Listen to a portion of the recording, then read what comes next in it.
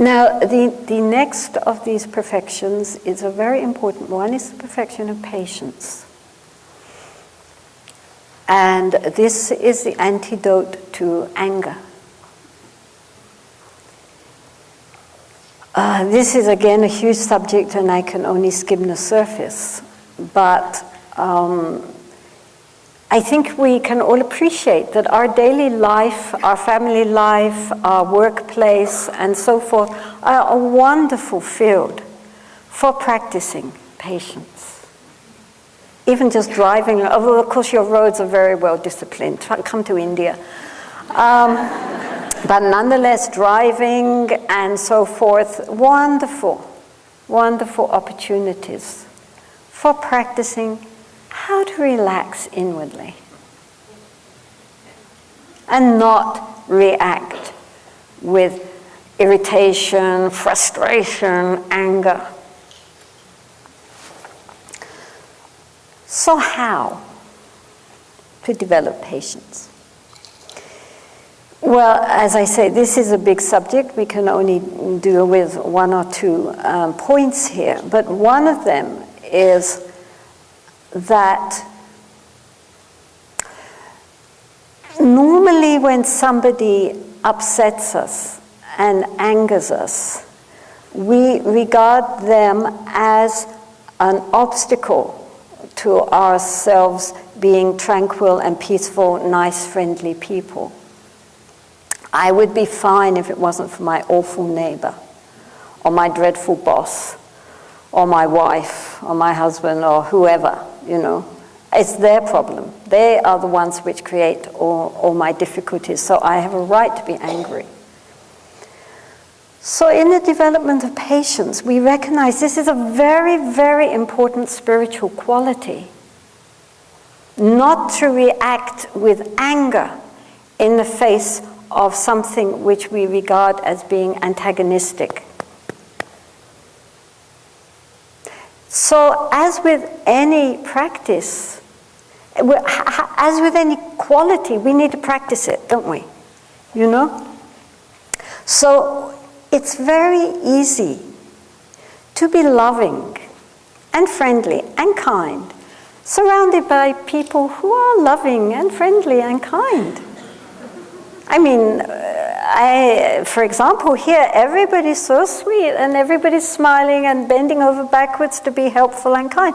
And this is wonderful. But it can lull one into a false sense of complacency, that one, therefore, is also loving and friendly and kind under all circumstances because one only meets with that. So, therefore, in order to really practice, we need people who are obnoxious.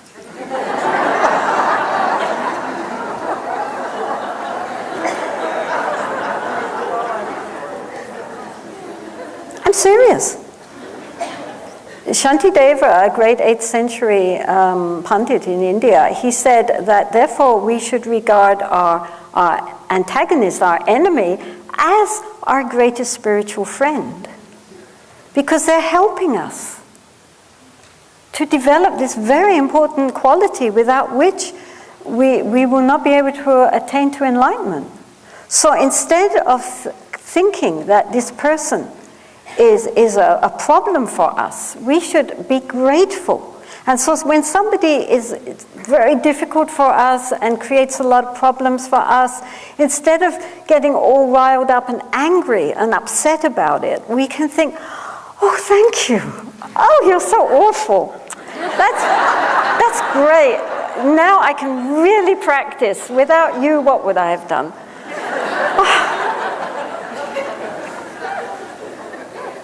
And then that transforms the whole situation. Now, of course, this does not mean that if we are in a heavily abusive situation, we just sit down and say, hit me harder.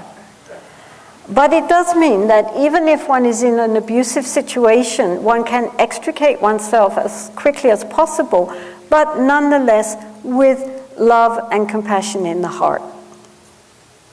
The Buddha said that hatred does not cease with hatred. Hatred ceases with non-hatred, in other words, with love. And if someone is difficult to us and in return we get angry and frustrated, we've doubled the problem. Do you understand? Like if somebody does something to us, cheats us or is difficult with us, and then we feel all this anger and frustration and bitterness in our heart, then we are torturing ourselves, right? It's not affecting that person. They're fine. We are only doing to ourselves what our worst enemy would wish for us, right? So we're giving ourselves a double dose. Whereas if we take that and transform it into an opportunity to develop and to go forward, then nothing can harm us. It's part of our spiritual development. And this is not just with people, but also with circumstances. Everybody now is beginning to understand that difficult circumstances are actually our greatest opportunities to grow. This doesn't mean that we have to manufacture difficulties and obnoxious people. Sit there, they will come.